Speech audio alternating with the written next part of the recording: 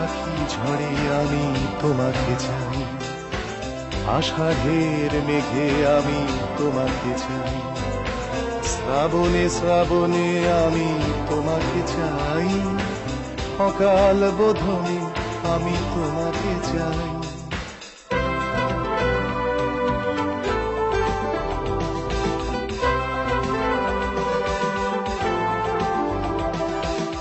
কবেকার কলকাতা শহরের পথে পুরনো নতুন মুখ ঘরেই মারাবে, অগুন্তি মানুষের ক্লান্ত মিছিলে অচেনা ছুটির ছোঁয়া তুমি এনে দিলে।